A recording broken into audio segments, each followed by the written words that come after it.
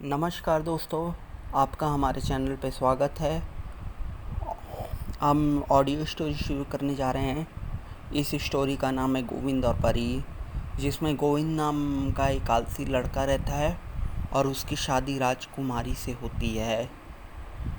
तो देखते हैं कि आलसी लड़के से राजकुमारी कैसे शादी कर लेती है।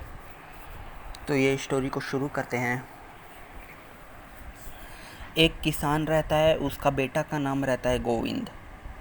गोविंद नाम का उसका लड़का बड़ी आलसी रहता है और वो कोई काम नहीं करता है। इधर उधर दिन भर अपने दोस्तों के साथ घूमते रहता था, हवाई किले बनाते रहता था।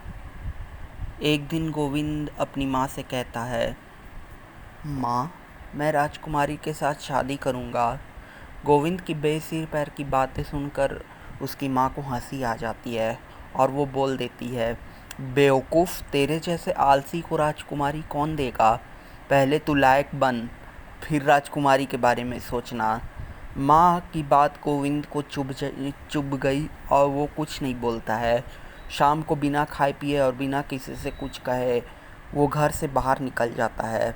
रात के अंधेरे में चलते चलते वो यही सोचता है कि मैं लायक बनूंगा और राजकुमारी से शादी करूंगा।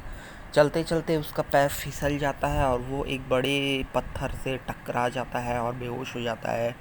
गोविंद को जब होश आता है तो उसका सिर एक परी की गोद में होता है। परी उसके सिर पर हाथ प्यार से फेर रही थी। गोविंद परी को देखता ही रह जाता है। परी उससे कहती है, भैया, तुम्हें शादी राजकुमारी से करनी है ना, तो तुम आलस से छोड़ दो और मेहनत करो, तुम्हारी इच्छा ज़रूर पूरी होगी। इतना कहकर परी गायब हो जाती है। गोविंद उठता है और आगे बढ़ता है। चलते चलते एक रमणीय स्थल देखकर वहाँ एक झोपड़ी बना लेता है। वह आसपास के खेतों में मजदूरी करने लगता है और स्वयं खाना बना करके खाने लगता है और वो आलस से छोड़ देता है। उसे अब काम करने में आनंद आने लगता है। एक दिन राजा अपने काफिले के साथ शिकार करने निकलता है। उसके साथ रानी और राजकुमारी भी होती है। जंगल में पहुंचकर एक हिरन का पीछा करता है। हिरन अपने प्राण बचाने के लिए भागने लगता है। राजा ने भी उसके पीछे अपना घोड़ा दौड़ा देता है। राजा ने निशाना लगाकर तीर छोड़ा। तीर तो छूटा पर उसके साथ ही राजा घोड़े से नीचे गिरता है और एक धमाका होता है जिससे राजा बेहोश हो जाता है। गोविंद पास के ही झोपड़ी में रहता है। आवाज़ सुनकर वो बाहर निकलता है। वो नीचे पड़े राजा को उठाकर झोपड़ी में ले जाता है और उसने राजा को पलंग पर सुला देता है। उसने राजा को पलंग पर सुलाया और उसे होश में लाने की कोशिश करने लगता है। थोड़ी देर में राजा को होश आता है और गोविंद उसे ठंडा पानी पिलाता है और उसे कुछ खाना खाने के लिए देता है जो उसकी झोपड़ी में था।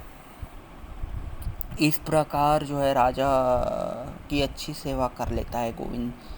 इतने में रानी, राजकुमारी और राजा का काफिला राजा की खोज करता हुआ गोविंद की झोपड़ी में आ पहुंचता है।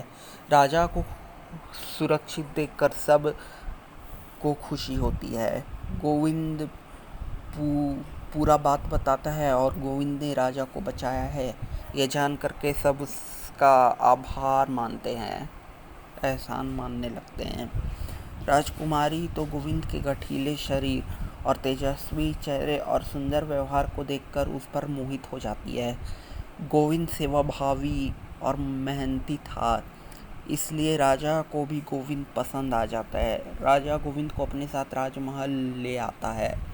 गोविंद राजमहल के बगीचे में काम करने लगता है। राजकुमारी को गोविंद बहुत पसंद था, इसलिए राजकुमारी अपने मम्मी पापा से कहती है कि मैं गोविंद के से ही शादी करना चाहती हूँ। राजा और रानी ने राजकुमारी को शादी के लिए स्वीकृति दे देते हैं। कुछ समय बाद राजकुमारी और गोविंद की धूमधाम से शादी हो जाती है। अब गोविंद को अपने माता पिता की याद आने लगती है। वह राजकुमारी के साथ रथ में बैठकर अपने घर चला आता है। दोनों ने मम्मी पापा को प्रणाम किया और अपने बेटे को स्वप्न देखकर उन्हें बहुत खुशी हुई और आंखों से आंसू बह निकले। माँ ने गोविंद से कहा, देखा ना, मेहनत का फल कितना मीठा होता है।